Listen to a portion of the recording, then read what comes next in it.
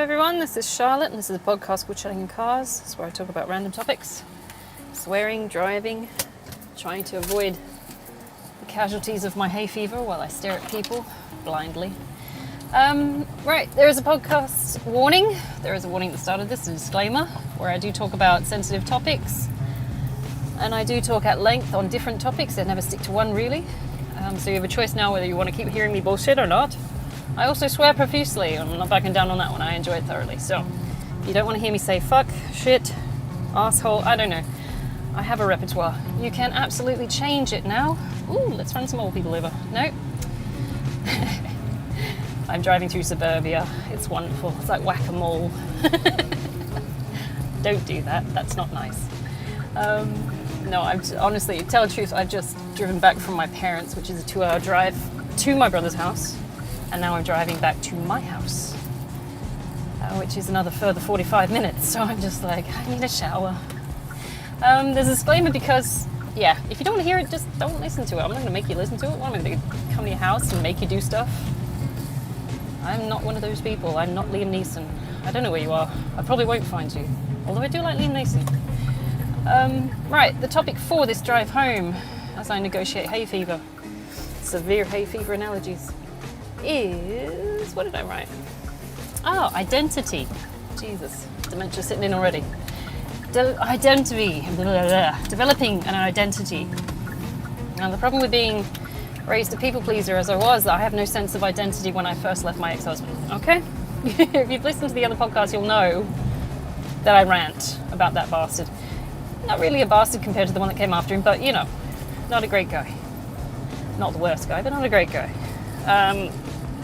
The fact that I didn't bother developing any kind of real identity for myself was because I was, you know, using people-pleasing, essentially. My parents had set me up for this growing up, to become a domesticated, essentially a housewife. Not a housewife, but like, you know, a submissive female. Oh, watch out for the ducks. Please don't hurt the ducks. Get out the road, you crazy fuckers. They are just sitting there. Move.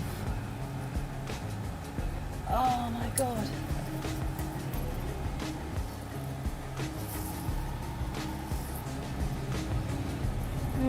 Sorry.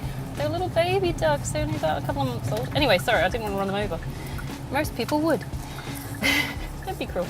But the thing is, like, I didn't bother developing an identity for myself because every time, you know, I started to stretch and find out who I was, my now ex-husband would say, I don't like that, don't do that. That included things like wanting to wear dresses and stuff like that. He didn't like me being that feminine. I don't know why, because he likes guys, I bet. But anyway, I sort of cowed down, people pleased, and I said, okay, so I won't do that. I won't look like that. I won't be like that. He didn't like my family. He used to complain when he used to come back from my mum's house about, oh, you've been hanging out with your mum again. I'm like, yes. Yes, what does that imply? And big, you know, it would mean that he doesn't like me hanging around with my parents. He didn't like my friends. There's a whole bunch of shit going on. So the advice for ladies or people out there who are looking at finding a potential mate, find one that's tolerant of your family and stuff. Because otherwise you're going to have a complete shit fight when it comes later on. Like, if they can't stand your family, then fuck them off. Because your family's got to be a bit more permanent than, you know, hopefully your, you know, partner. I expect, unless you've got like one of those horrible families where you don't want to be around them, which is kind of like what I had. But at the same time, I was trying to walk the grey line, right? Trying to keep both sides of the equation even, which is fucking hard to do, and takes a hell of a lot of mental strength, to be honest, because you're trying to make both sides of them happy, and you can't. So, as defeatist as that sounds, you won't, you can't. They're both sides are assholes, so let it go. Do you? I expect there's something in there where you should be able to say, I'm just going to do me, but at the same time you don't want to come across as selfish, so I don't know. I don't know anymore. But that's the thing, it's like my parents had spent the first 19 years of my life telling me who I was and what I was supposed to be doing. They told me how to act, talk. They wanted me as a subservient, you know, child, so that I would be compliant with whatever they wanted me to do. This kind of backfired on me further when my ex-husband got hold of me, because then I was like this thing to be molded into whatever he wanted me to be, because I was already preconditioned to be submissive, people pleasing, and just trying to make, you know, others happy. I didn't really have a sense of who I was or what my needs were, so I didn't bother with myself. I was too readily accepting of him telling me who I was, because I was so used to it from my parents. The only way that I actually got to developing who I am today, and this has only been a recent thing, I had some semblance of my own creativity in that relationship as an identity, but it was always, you know, tinged with the fact of, would he accept it? Would he be all right with it? Would it, you know? And who I was for my parents was different for who I was for my ex-husband. So, you know, there's always a uniform we put on to try and make these people happy, because, you know, there's some parts of you that they're not going to want to see. To this day, I still don't think I could tell my mum that I like girls. You know, I'm like, she's not going to get it. It's like, and to be honest, it's not like I'm trying to bang her, so there's no real point me, you know, telling her that I'm into that. So it's like, yeah, that's just something I'll keep to myself. But then you get like a whole bunch of like, you know, my gay friends and stuff like that saying, like, you're just going to come out and you come out the closet. I'm sitting there going, I pretty much am out, just not to her. I just don't care. You don't have to. I mean, you know, there's a great, they call it pride, I suppose, in telling everybody about your sexuality, but who really needs to know about it? Like, who's getting involved that everybody needs to know about it? It's like, do you put it on your fucking CV? And if you're putting it on your CV, isn't that a bit personal? It's like, what are you applying for? What job are you applying for where your sexuality is called into question? It's like, what am I fucking here? You know, is this a job for a brothel? I don't know. Why is it on my resume? This is a completely different department of life that you need to discuss. And some things like that you can keep personal to yourself. You don't have to tell people. Don't get sucked into the whole bandwagon about, I need to tell everyone. It's like, no, actually, you don't. You can keep that absolutely to yourself and not have to tell a fucking person. People get so caught up in that. I'm proud. It's like, I'm proud. Do I need to tell everyone? No. You don't have to. It's like, you know, you could also... Yeah, it's weird. They pressure you into coming out and stuff like that, and you say, no, you don't have to. Don't let them put that pressure on you. You are your own person with your own autonomous thoughts. You come out if you want to, when you want to. Don't fucking let them push you into it. My brother knows I'm bi, but that's because he's my closest sibling. My sisters don't, but I don't think they care, to be honest. Yeah, it's just, it's not really a huge thing. It's not something I would emphasize. But that is part of my identity, a small facet, not the main facet. I'm not going to shove that down everybody's throat every time I meet them. It's like, hi, my name is Charlotte, I'm gay. So I don't fucking care. Great, neither do I. Anyway, let's carry on. Why are we here in this shop? It's the pushing of identity. It's like people... you don't need to tell everyone everything about yourself. Let the air of mystery make you more interesting than some obnoxious twat getting in your face and telling you, I'm me. It's like, we know, we saw it. We saw it at 50 meters. Back up. We get it.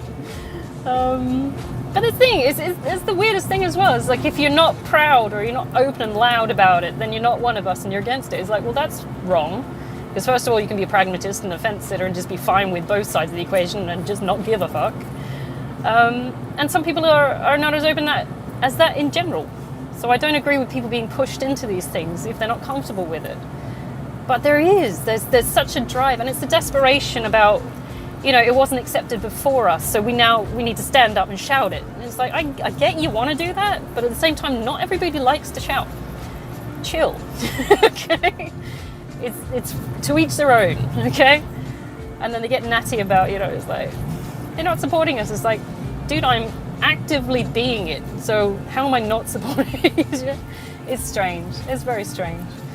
I just find it fascinating. I'm sitting there going, I've got a few friends that didn't know I was bi. I'm sitting there going, are you serious? I had my first girlfriend when I was like 19. How did you not know? It's like, we just didn't move in the same circles at that time period. Okay. It's like, we don't hang around all the time.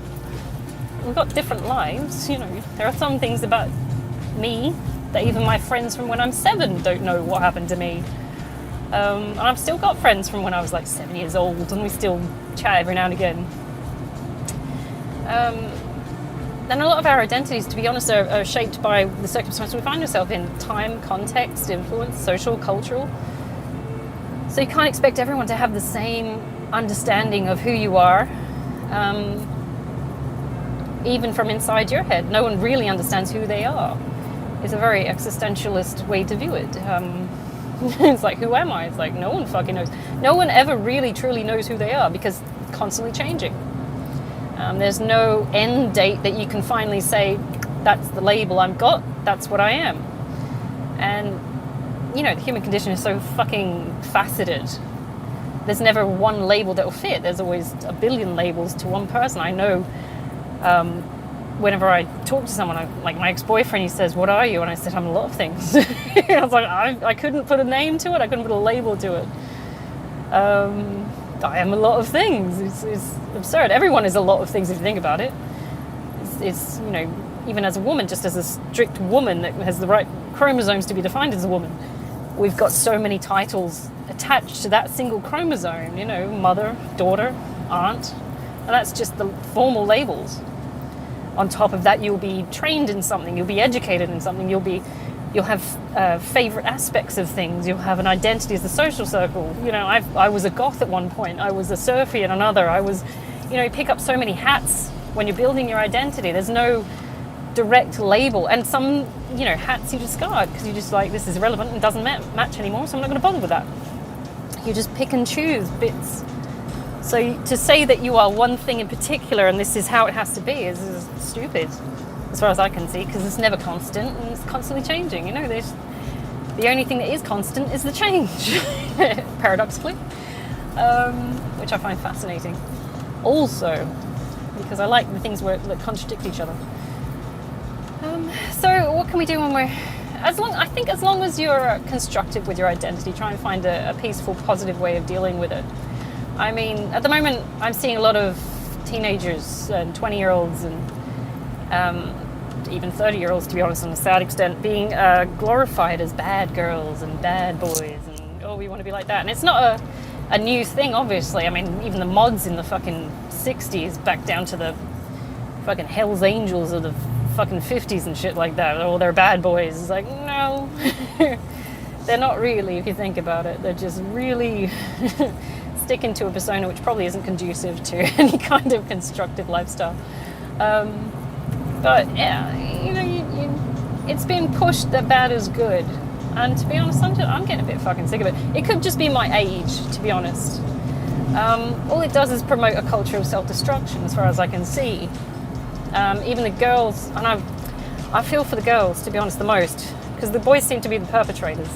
But I feel for the girls because they have taken the 60s free love, mixed it with the 80s female empowerment, and now they're just fucking anything that moves. You sit there and think, you're getting used, darling. It's like, I can see where you've picked bits up across time. I'm telling you now, if you don't put a cap on it and start, you know, being more decisive about who you let physically in your body, you're going to really have some trauma to build up and pass on to your next line of kids. It's like, you've got to really start picking and choosing who we're using. Oh, I say using, that sounds horrible, doesn't it?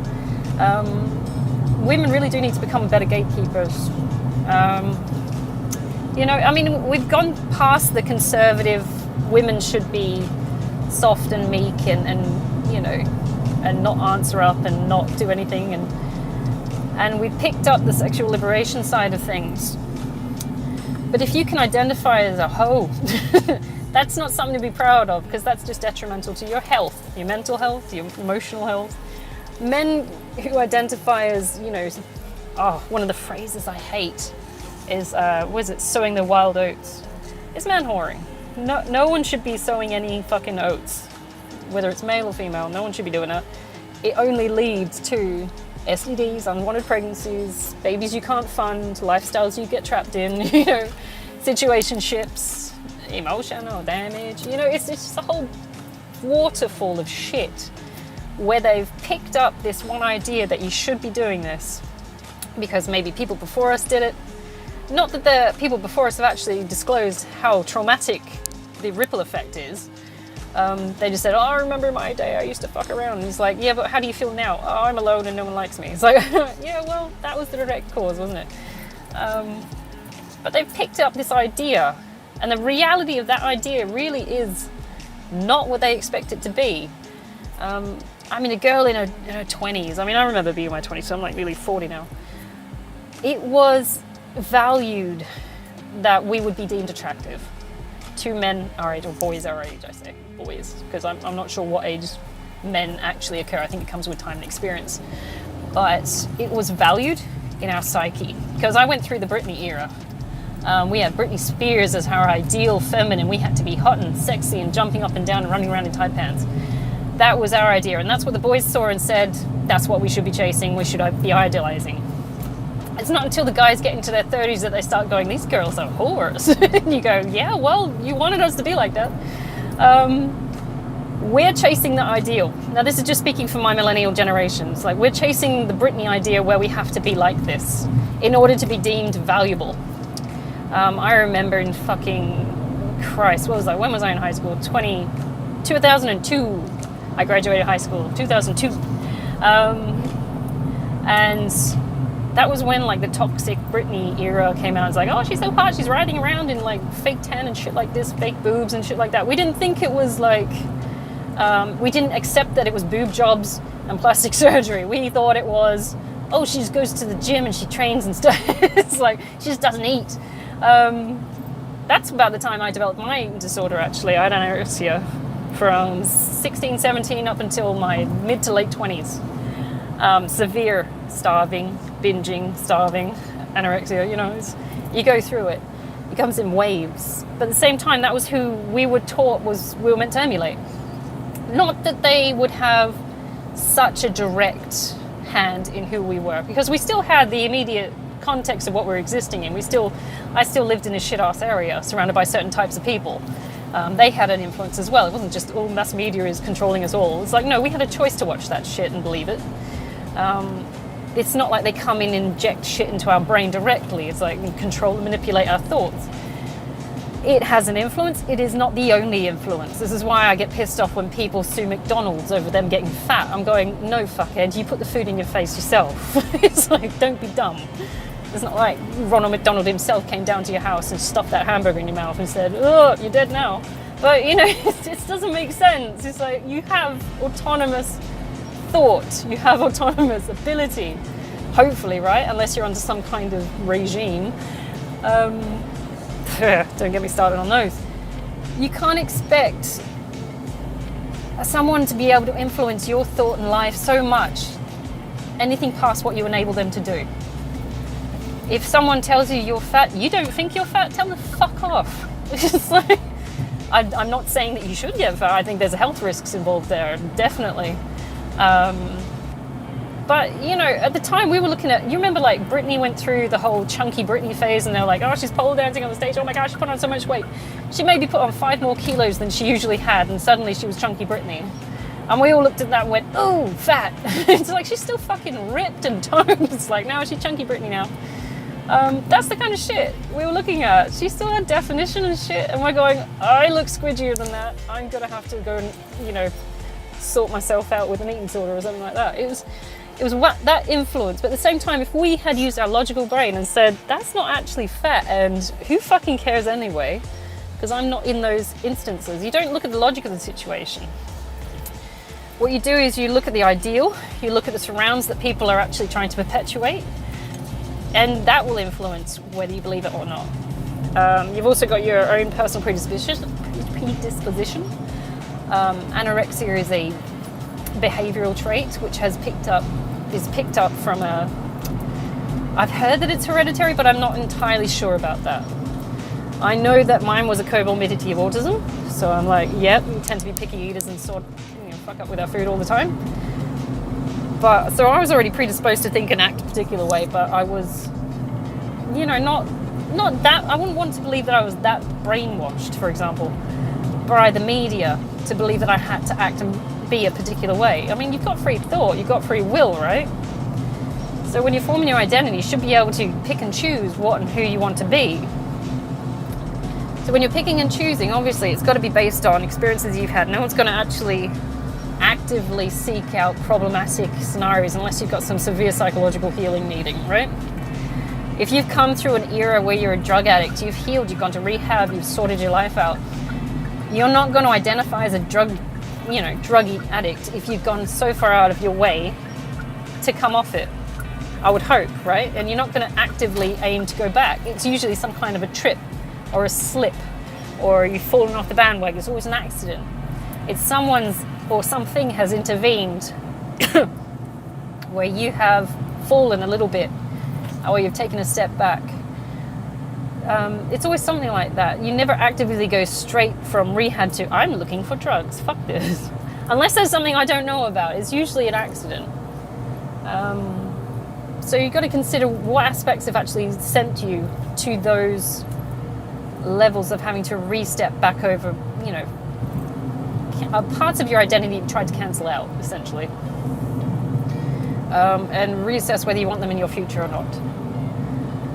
I know that when I was battling my eating disorder, it came back in waves. It was not a case of, I'm done with that, I don't want to do it anymore.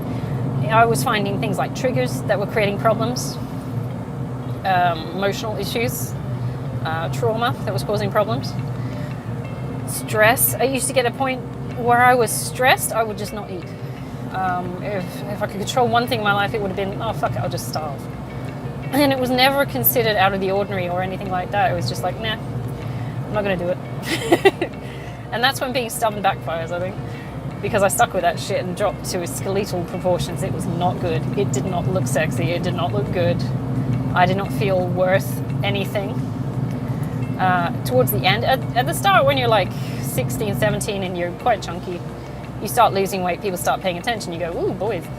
But in your, say, mid-20s to late 20s, or early 20s to late 20s, you start feeling a severe lack of self-control and you start hating yourself for doing it. It's an addiction that's happened for God knows how many years, and you're just like, I can't believe I'm still fucking doing this. You get upset and disappointed with yourself that you're still doing it. So you need to actually actively kick back on that and say, I'm not going to fucking do that anymore. That was one of my parts of my identity I had to overcome, which was a bit more difficult, but once you actually remove yourself from the situations that trigger it, sorry, hay fever, it's a lot easier. And you start, filtering out bits that you want to be associated with and things that you don't want to be associated with. And that comes also with putting up boundaries and trying not to be a people pleaser. That's one of the hardest things I've had to do, is to not be a people pleaser. That will lead you into all kinds of horrible situations because you just want everything to be nice and fluffy, and sometimes the nice and fluffy isn't there, but it's a nice lie that you want to believe for the sake of keeping the peace, right? I've done that a few times. That's horrible. I wouldn't recommend it. Try and get the clarity on the situation before you start associating shit with your identity. People pleasing, unfortunately, is one of the things which is a strong trait of mine. I hate it. I don't mind it, but I hate it.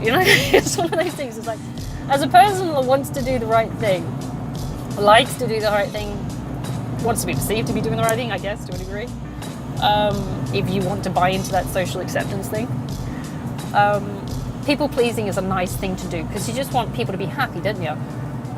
But when people start exploiting it for their own benefit, it becomes a problem. And you have to start rejecting parts of your identity because otherwise they will fucking exploit it. So when you set your boundaries up, this part of your identity that you've tried so hard to cultivate, and usually people please have low self-esteem. Usually our people-pleasing tendencies are the only thing we fucking got, self-esteem-wise, really. To be able to reject that from the inside is one of the hardest things you'll ever fucking have to do, because it means this is the only strand of truth I feel I have in my life as myself, even though it serves other people, and I think serving myself is selfish. I have to actively reject this strand of myself in order to survive. That's a hard thing, because it's the only thing you fucking got. That's one of the strongest fucking arguments I've ever had with myself. That, and I'm pretty sure eating a whole pizza is okay. It's okay, right? Ex-anorexic fighting over whether you should eat a whole pizza or not. But that's the thing, because we see it as such a pure thing, like culturally we're conditioned to believe that people-pleasing is the right thing to do, everyone's happy, everyone gets looked after. You can't pick and choose which people will use that trait effectively and constructively. You can't say, I'm going to give this homeless person some money because I know they're going to go buy some food with it, maybe find a room with it. That, in a sense, can be people pleasing because you're trying to make someone else happy, to make things go smoothly for them and you. You might feel better about yourself for a little bit. At the same time, if they go out and buy a shitload of drugs or something, well, how much are you going to give them? But if they go out and buy, crack or something, that's people pleasing gone wrong, because that's the danger of it. You can't tell whether they're going to be a good, constructive person. I say, what is good? Don't even get me started on that. Bit for caution. And what are they going to do whether that's the wrong thing or deemed the wrong thing? That's where it gets tricky. So you want to help this homeless person. Yes, you want to give them something nice, make their day a bit better. And I have been homeless myself. It's not fun. I didn't do the panhandling thing. I did the couch surfing thing. It wasn't fun. Instability is a huge stressor. I'm very grateful I had a couch at all to crash on. But at the same time, you want to do the right thing and help them, get them a leg up. But are you doing the right thing if you know that they're going to go and buy drugs with it? And that's the fight a lot of people have. It's they want to help the homeless. These are not the people with the fucking camera phones that are filming everything they do. These are the genuinely nice people that don't need to do it for updates and likes. They want to help people. But do you give them the money to go and potentially buy food, or do you give them the money to potentially enable their addiction, which is going to create a spiral in their lives? Like, what do you do? That's the danger. Which is why it's probably best just to give them the food directly, although you don't know what they're allergic to, so you can't win, really, can you? Redirect them to a shelter, which will help them. I don't know. I'm trying to find the different ways to help people. I'm having the hardest time, because I'm like, how do we respect their individuality at the same time, whilst also trying to get them to a safe place? You know, it's... You can imagine giving a homeless person a sandwich, a ham sandwich, and them getting pissy because they're vegan. I'm going, fuck off, mate. I don't know. It's like, how far do we respect that, you know? Because I'm vegetarian. I'm like, I would be annoyed, but if I was homeless, I'd pick out the ham, give it to a stray cat or something and keep going. You know, you don't sit there and get pick and choosy. I don't know. People pleasing. It's tricky, isn't it? Anyway, so don't give vegans ham. They get quite irate. Oh the God, it's not the violence, it's the lecture that comes with it. You know, you just don't want to. Don't piss them off. Oh, it's horrible. Anyway, slap them with ham. Don't do that. That's mean. It's insulting to the piggy. So, building up an identity. Now, most of my problem leaving my parents' house getting towards my now ex-husband's house was that I had no sense of identity. I didn't know who I was, what I was interested in. I knew that I was the accumulation of what my parents wanted me to be, what my ex-husband wanted me to be. But when I was left on my own, and if you've listened to the podcasts about, you know, the value of silence I've done, or the value of being alone, I was pretty much at a loss for developing who the fuck I was. I didn't know who I was that were the core elements of who I was, because I was always reflecting what other people thought I should be, or would be, or could be for them. Because it was always a case of people pleasing to help someone else to get along. So when it was a case of putting me first and what I wanted, it was a lot trickier, because you really have to sit down and be intrinsically motivated to go inside and think about what you actually value. Most of it's pretty simple, because if you're a generally chill person, most of your shit is pretty clean. You're like, do I want to take over the world and create nuclear havoc? No. What do you want? I want a safe, clean home. That'll do it. I'll do that. That sounds affordable and doable and probably achievable as well. How does it help you identify? Well, I'm a safe, kind of nice person. I want wherever I am to be the same way. I've never been raised with things like materialism, so I was very happy when I was given my single bedroom apartment. I'm like, yes, I want to do that. I've never wanted a big flashy house or a car or anything like that. I'm just happy with where I am. So this does reflect who I am and my authenticity. The problem was when, you know, my outfits, I took on, like my appearance is pretty weird. I will admit it's weird. It's not average. I'm pretty alternative. It's not like I've got a nose ring and shit. I hate those fucking things. But I don't dress generically. I don't dress up like a fucking goth anymore, or you know, weird people, but it's pretty chill and relaxed. It's hippie, it's spiritual, it's that kind of thing. I don't do the dreadlocks, I can't stand that shit, stinks. But I'm like a clean, modern spiritualist. Divinist, I should say. I'm not a spiritualist, I'm sure that's something else in itself. But at the same time, you pick up your persona, and there's no real way of labeling yourself in any particular way because it's eclectic. I've picked up who I am, what I look like from different aspects of everything. If you look at someone like Russell Brand's tattoo body, his tattoos are eclectic. You can see there's like 7 different fucking religions here. It's like, yeah, because that's how people generally pick up their reality. They pick and choose bits from other places based on what they've been confronted with in their you know, life. So if anyone turns up saying I'm a jock or I'm a cheerleader, you can say that's bullshit. At this current time period, you are presenting as a jock, maybe. Give it a couple of years, you'll be someone else or something else. And there's a lot of masking as well to belong and fit in. I don't enjoy the idea of belonging because I think, honestly, there's a danger to it. You don't know what you're siding with or what umbrella you're marching under. So it's safer to pick and choose your own way of doing things. Your own identity, rather than say I'm one of this and therefore I should belong. They do say safety in numbers, but I think honestly, if you're a shark, you're going to go for the biggest, thickest part of the shoal, aren't you? You're going to go for all the, you know, conformist side of things. It's harder to get the ones that are at the edges because you have to chase them, don't you? Safety in numbers. These weird metaphors. Where do we get them from? Somewhat safety in numbers. I think that's more of a frequency or a chance of getting caught thing, but I don't know. I'm gonna have to look into that some more. But honestly, it would be safer to be your own person rather than copy what other people are doing. I mean, there is a limit to what you would need to do. You still need to make sure that no one's getting hurt, that everything's consensual, for example. I mean, there are some people that see pedophilia as a sexuality. I'm going, fuck off, it is. You're physically hurting a child? No. No, that is not a sexuality. I do not agree with that. And it's a bit bigoted as well. I admit that parts of me are bigoted. But at the same time, I'm dealing with kids on a daily basis. Biologically, they're not equipped to deal with anything like that. Nothing like that remotely, which is why it's such a horror to hear about pedophiles and things and what they do. And I do, as a teacher, have to listen to all the horror stories about my kids and their backgrounds and where they're coming from and things like that, just to get a grasp of why they might not be picking up the reading skills, because it all plays into everything. My own trauma background informs me about the kind of shit I've had to go through, which has affected everything. But at the same time, you don't perpetuate some things. You know some things are detrimental to the human condition. You don't encourage it. Pedophilia is one of them. Raping is another one. You don't say this is who I am and therefore accept it. You go, well, that sounds horrible. We're not going to do that. And that's also part of cultural values. But some cultural values across the board are universal. We all know murder and rape is a bad thing.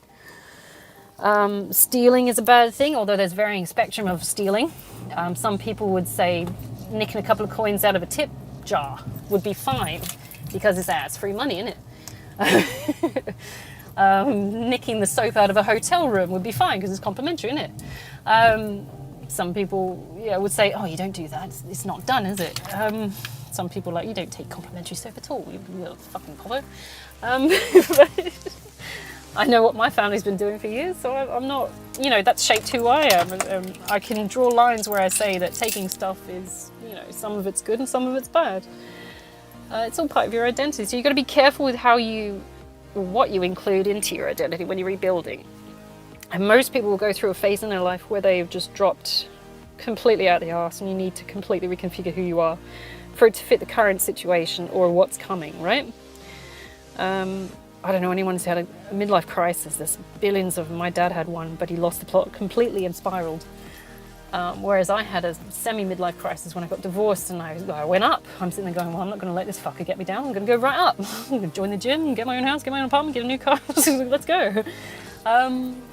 People take things very differently, and it's based on what experiences they've already had. So hopefully, if you're more optimistic and more positive about the things you want to include, it will help you build a better identity for the future and what circumstances you find yourself in. I would not suggest, if you going downward spiral, just giving up and going away. Some people are depressive and they tend to lend themselves to just spiraling out of control. I tend to be more optimistic about things, which is easier said than done, really, isn't it?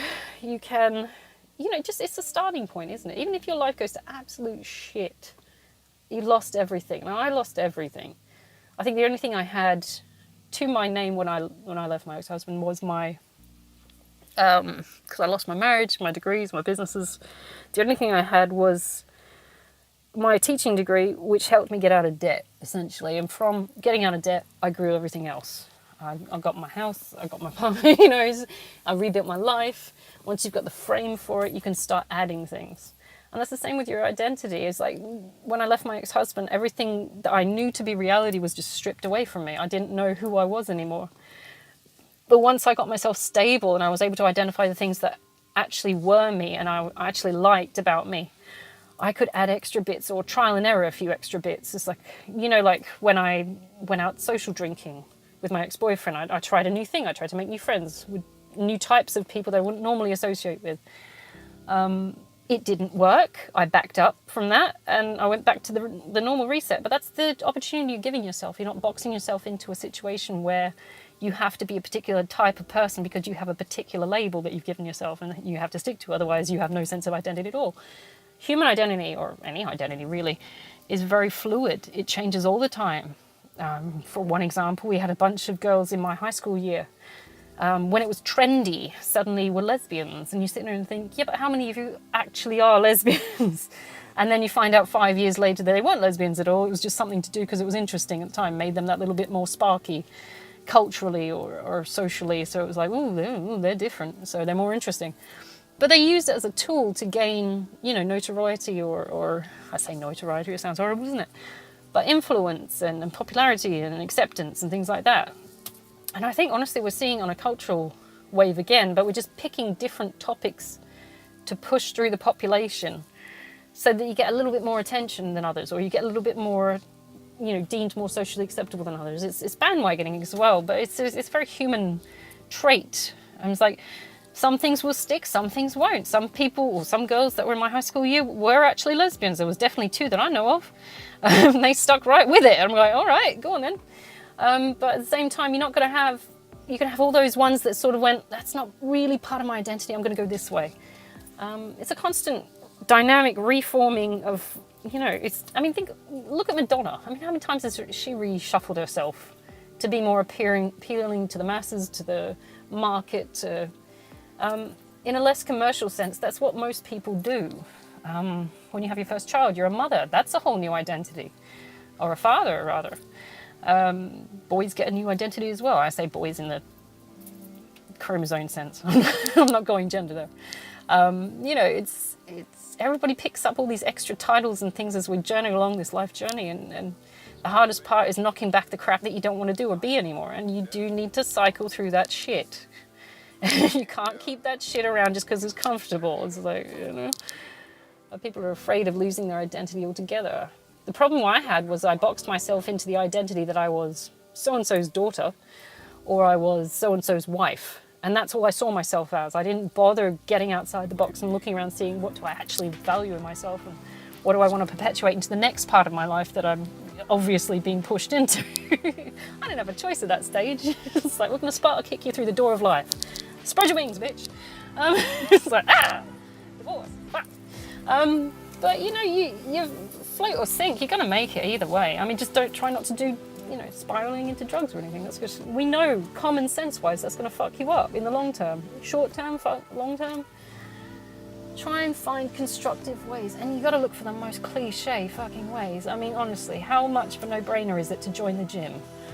When your life is falling apart, what's the no-brainer thing? You know what I'm going to do. I'm going to eat healthy. I'm going to get a wardrobe change, and I'm going to join the gym. It's like a no-brainer at this stage. It's like you're almost waiting for some, slightly effeminate guy to jump out the bushes and go, make a love. It's like, all right, let's go.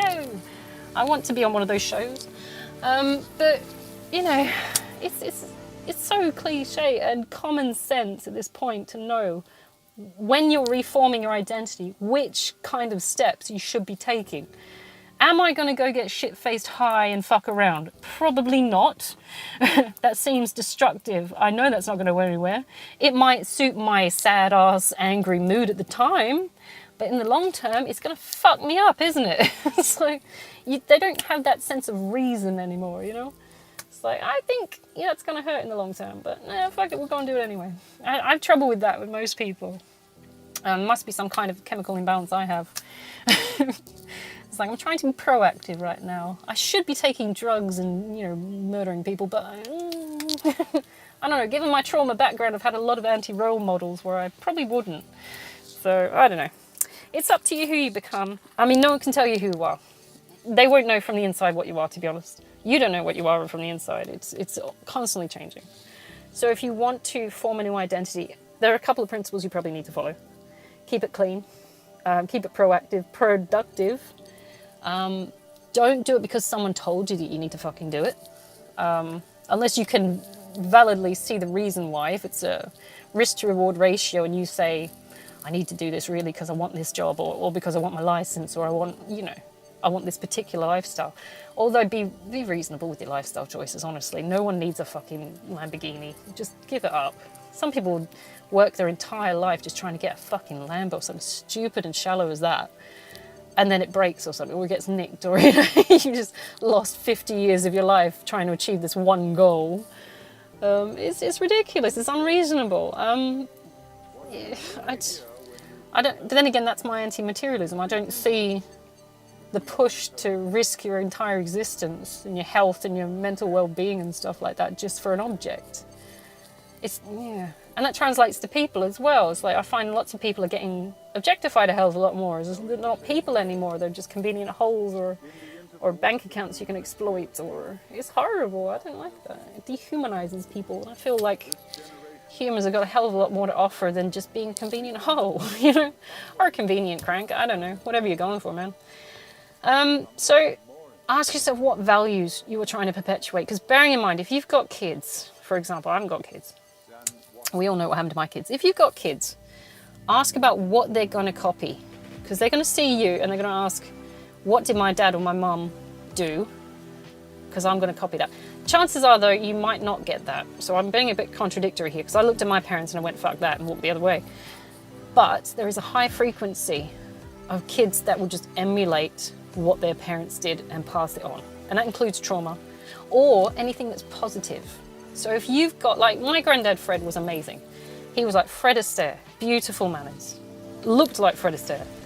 I never heard a crossword from him, he was gorgeous. That is what my brother at the moment is emulating. He's passed on that set of manners, the politeness, the caring, the warmth. He has emulated that. That's not my dad, that's my granddad. That's my mum's dad. So he's gone, my current parents are shit. I'm going to copy my granddad and carry that on because that's the dominant trait that I want to pass on to my kids. If you see that your parents are crap, my dad's got Peter Pan syndrome, my mum is basically a crazy bitch. If you copy that, it's not going to be constructive to pass on to the next generation. If I had kids, they would probably suffer the same way that I suffered. I don't want to do that. That's not what I want to do and pass on and replicate in this world when I can make it a little bit better. We should be aiming to make it a little bit better, or safer if we can. Because a big bang. It just doesn't make sense to keep pain and suffering and shit in the mix when you know it hurts and no one likes it and we don't know why we're replicating it, but it's there. If we can find the core elements that have created these problems and we can cancel them out in a good way, not just in a case of, I'm going to PC culture cancel, then we should at least be trying to fix it, not just accepting shit as it is. Because, you know, we're given divine conscious thought. That is not every species has that. Humans have it. Some animals have been known to have something like it. As far as we're aware of course, it's very arrogant as a human to say that, but, you know, fucking humans are the best. That's why we're trying to kill ourselves. But, you know, we've been given seemingly so much more than the rest of the species on the planet. Why are we using it to destroy ourselves? Why are we not trying to find a way to make it nicer and easier and fluffier and with less pain and suffering? I mean, it just doesn't make sense that people are willing to say, this is it and fuck it, carry it on. You've got generation after generation pointing out shit that doesn't work and then carrying it on. You're like, what? Tradition? It's like, fuck tradition, that hurt. You punched me. So I don't like it. I'm not doing this tradition. Go away. I hate this stuff. Every time I come near you, you shout out tradition and punch me in the face. Go away. Some things are meant to be cancelled out. Some things are meant to change, obviously. Anything that causes pain and danger and people getting blown up and stuff like that is meant to be gone. It's meant to be gone. We've outlived it. We've outdone it. There are worse things to fucking survive, you know? It's like, if this was the wild, we'd be fucked. It's only because we're so cushioned by people who wanted to get rid of the pain and the suffering that we have things like wars, to be honest. It's weirdly counterintuitive. We created very safe environments, and so things like, you know, Gaza Strip getting blown up, it's like, why are you afraid of being safe that you would bring danger to a safe area? It's like, what is going on with the conflicting ideologies there? We're trying to strive for one thing, but yeah. You know what doesn't get me? What I don't get? If you get those war-torn migrants, yeah? They come from a hard, horrible background. They've had the worst experiences. We all feel for them because, you know, it's out of the ordinary. No one should have to go through that and all that. Bring them to a safe environment, or safer environment, should I say. And then they bring that shit out into the community, you know. It's like, I know they've got a trauma background. I know they've seen some shit. They've gone through some shit. But to finally be safe and to finally feel like you can achieve something, you're not going to have to worry about getting bombed. You're not going to have to worry about getting raped in your house or whatever it is by some militant group. You know, if you're from South Africa or something like that, you're not going to have someone with machetes come onto your farm and fucking cut your head off and shit just to take your land. If you're taken to a safer environment, the worst thing you're going to have to worry about, for example, is that your train's late and you can't get to work. Why would you do stupid shit like terrorist acts? Like, why? What is that? It's like you are shitting in your own nest so fucking hard, it's like fucking bullet diarrhea. What are you doing? It doesn't make sense. I'd never understood that. I'm sitting there going, you know, when we had the whole, what was it? A few years ago, we had all the London bombings and stuff like that. This is my people now. My people were suffering at the time.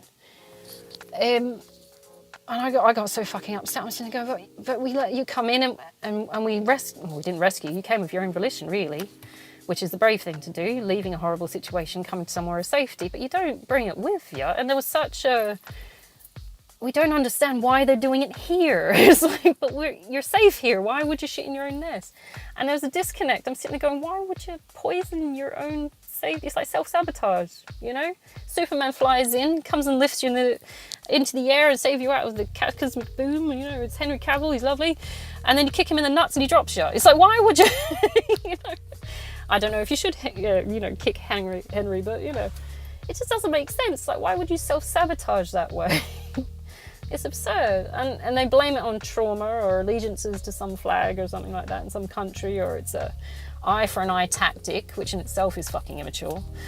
What is that saying? We do eye for an eye and everybody ends up blind. It's like, that's the old saying. But I never understood why everybody's left blind. It's like, you're not seeing it. It's like, but it doesn't make sense. I never understood that. It seems illogical, doesn't it? It's like, you wouldn't, if I was getting ready, if Australia right now was, you know, divine forbid, because it's ridiculous, it's a ridiculous act, if it was getting invaded or something, and I was able to get on a boat, get somewhere safe, would I get angry with the people that are helping me? It doesn't make sense. It's like, you know what? I'm not even going to say thank you for helping me. I'm just going to burn the boat. It's like, what the fuck? It seems irrational. And it's not all, you know, migrants. It's not. It's a minority, a severe minority that, you know, have been fed stuff. And you sit there and think, given the influence of those around us, have these individuals built their identity on potential ideals that are counterintuitive to their own survival? You know, obviously you've got like suicide bombs, which are horrible, and I feel for them, really. I mean, as a human being, I feel for them because somewhere in your information that you've gathered and you've been exposed to, someone has told you you have to die. I don't understand that. You don't have to die. So you don't have to. You just say, not today, fucker, and walk away. It's like, you know, for the most part, humans want other humans to live. It doesn't matter where you come from, what you're doing, as long as you're not being horrible and trying to hurt people. The human condition is survivalist. We want to survive. As a species, we want to survive.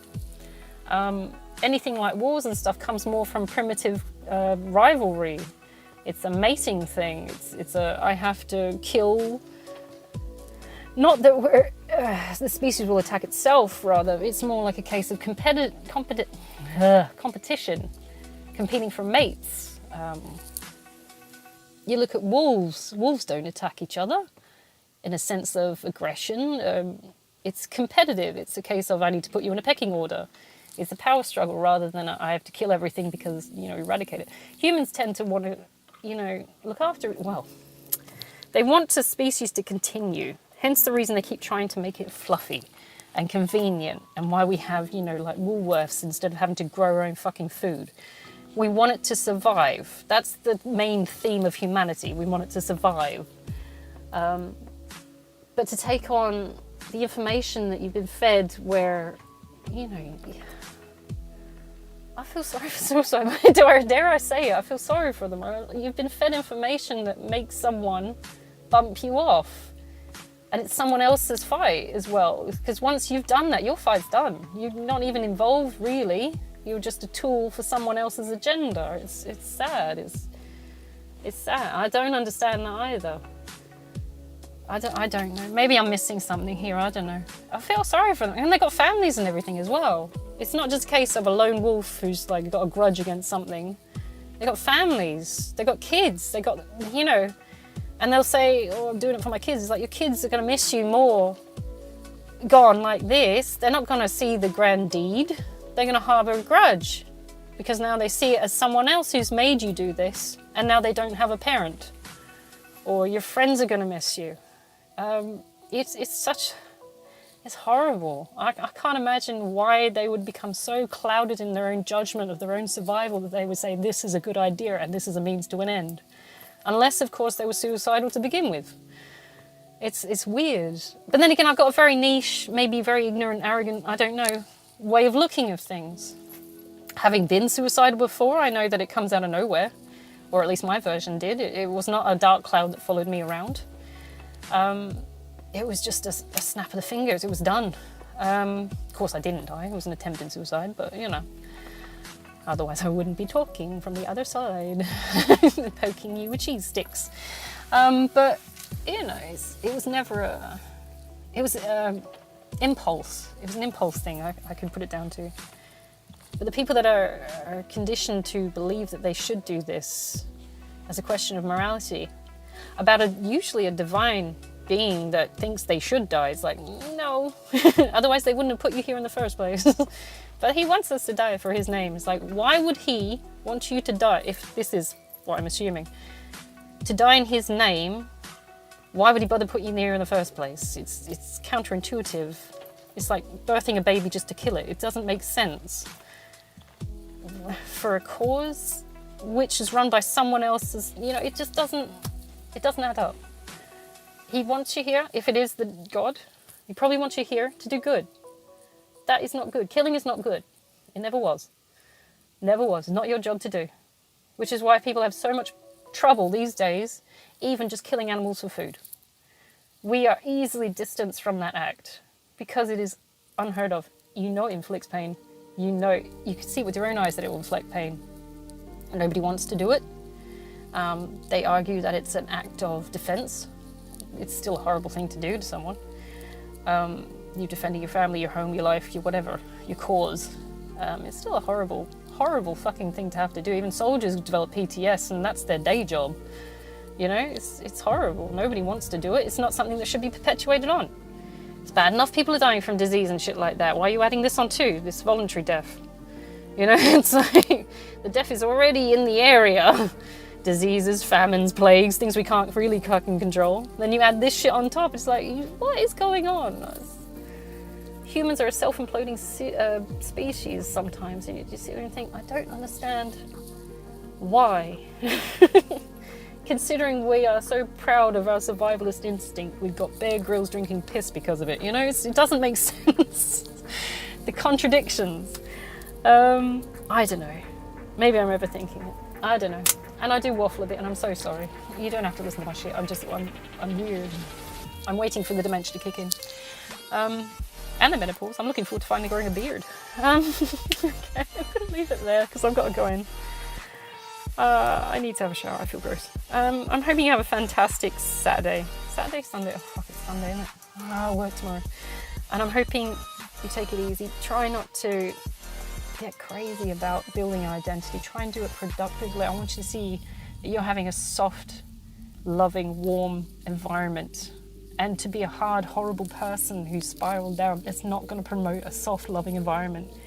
If you've been through hell, then you should be aiming to find heaven. Not in a weird bombing sense, don't do that. That is counterintuitive, to be sure. I want you to be safe. I just want you to be secure. I want you to have nice, fluffy things. And to people like you, you know, I don't want this anger and this shit anymore. So if you're building up your identity, try and be that way. Try and find a genuine way to do it, of course. You don't want to be the fake person in the room just shitting rainbows to make everyone smile or fake smile. You want it to be genuine, you want to mean it. If you're going to say it, then fucking mean it. But at the same time, make sure that it's tactful and it's conducive to a positive environment and you're not just faking it to make it. Can't stand people who go for updoots and PR shots. I fucking hate those bastards. Anyway, keep it real. Ciao, ciao. I'm going to leave it there because I've got to go inside. I'm busting for a week. Anyway, you don't need to know that. Take it easy and I'll chat to you hopefully Monday, maybe? All right?